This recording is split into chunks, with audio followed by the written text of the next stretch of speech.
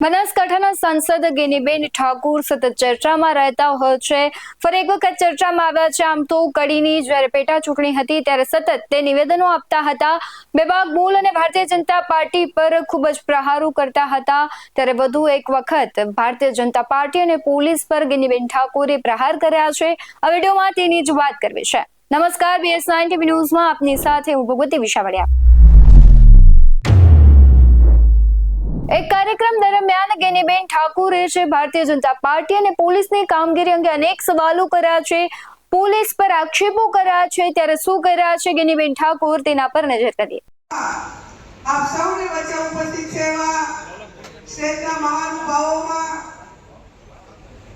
કેન્દ્રીય માજી મંત્રી આદરણીય ભરતસિંહ સોલંકી સાહેબ, આપણા પ્રભારી અને જેમણે કોંગ્રેસની ચિંતા કરી છે, નાગપુરથી કરી રાતે અમદાવાદ આવ્યા અને અત્યારે પાલનપુર પહોંચ્યા એવા આદરણીય રામકિશન ઓઝા સાહેબ, કાર્યકારી પ્રમુખ આદરણીય જીગ્નેશભાઈ મેવાણી સાહેબ, જિલ્લા કોંગ્રેસ સમિતિના પ્રમુખ ભાઈ શ્રી ગુલાબસિંહભાઈ, ધારાસભ્ય કાંતિભાઈ કરાડી, ધારાસભ્ય કિરીટભાઈ, ધારાસભ્ય અમૃતસિંહ ઠાકોર, કાર્યકારી પ્રમુખ ઇન્દ્ર વિજયસિંહજી, માજી ધારાસભ્ય બળદેવજી, તમામ સ્ટેજ ઉપરના માજી ધારાસભ્યશ્રીઓ, માજી તાલુકા કોંગ્રેસ સમિતિના પ્રમુખશ્રીઓ, જિલ્લા પંચાયતના ડેલિગેટો, તાલુકા કોંગ્રેસ સમિતિના પ્રમુખો, વિવિધ સેલના સંગઠનના સૌ હોદ્દેદારો, મહિલા કોંગ્રેસ, NSUI, યુથ તેમજ સમગ્ર બનાસકાંઠા જિલ્લામાંથી વધારેલા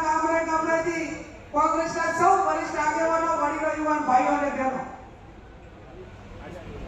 મારી અગાઉ આપણા તમામ આગેવાનોએ, તમામ ધારાસભ્યોએ, તમામ માજી ધારાસભ્યોએ આવનાર સમયની અંદર કોંગ્રેસને કઈ રીતે મજબૂત કરવી એની વિગતથી વાત કરી છે।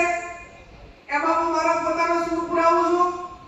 આપ સૌને ખબર છે કે આપણે સમગ્ર રાજ્ય, દેશ અને બનાસકાંઠા જિલ્લામાં આપણે વિરોધ પક્ષ તરીકે છીએ, ત્યારે આવનાર સમયની અંદર વિરોધ પક્ષ તરીકે પ્રજાના પ્રશ્નો આપણે કઈ રીતે લડવા, પ્રજાનો અવાજ વહીવટી તંત્ર સુધી કઈ રીતે પહોંચાડવો, આપણી બનાસકાંઠા જિલ્લાની અનેક સમસ્યાઓ છે। વર્તમાન સમયની અંદર 1 થી 5 ધોરણમાં શિક્ષકોની ભરતી થાય છે। બનાસકાંઠાની અંદર 1 થી 5 માં ઘણી બધી શાળાઓ એવી છે કે જેની અંદર માત્ર ને માત્ર એક શિક્ષક હોય, એક ટીચર હોય। 2000 ની ઘટ સામે માત્ર ને માત્ર 300 કે 400 શિક્ષકો ભરે છે। આ પરિસ્થિતિ છે। હવે એના ઉપરથી આપણે નક્કી કરવાનું છે કે આપણા બાળકોની ભવિષ્યની ચિંતા એ વર્તમાન સરકારને કેટલી છે। 1 થી 8 ધોરણ, 1 થી 5 ધોરણની શાળા હોય અને ત્યાં માત્ર એક જ શિક્ષક હોય। આપણા વરસાદ આપણા બનાસકાંઠાની અંદર પડ્યો, એમાં દાતા હોય, અહીંયા પાલનપુર, ડીસા સુધી કે મગફળીના પાકને ખૂબ ખેડૂતોને નુકસાન થયું, એના વળતર માટે પણ આવનાર સમયની અંદર આપણે ખેડૂતો માટે કોંગ્રેસ પાર્ટીને લડત આપવાની છે।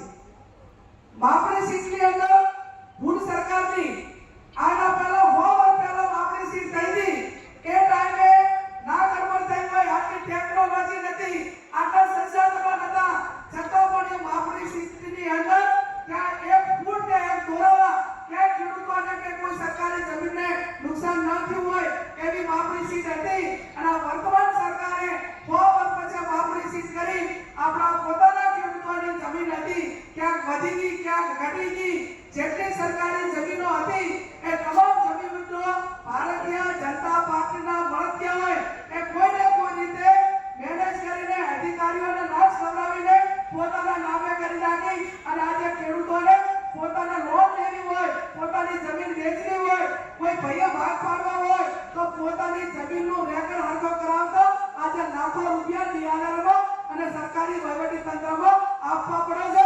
એના સામે પણ આપણે લડાઈ લડવાની। સૌથી વધારે માપણી સીટની અંદર જો કોઈ નુકસાન થયું હોય તો બનાસકાંઠા જિલ્લાને થયું છે, અને એની લડાઈ એ તમામ વિગતો સાથે આવનાર સમયની અંદર આપણે લડવાની છે। ભારતીય જનતા પાર્ટી અને એના અધિકારીઓએ ના કરવાનું હોય તો ઘણું કરે છે।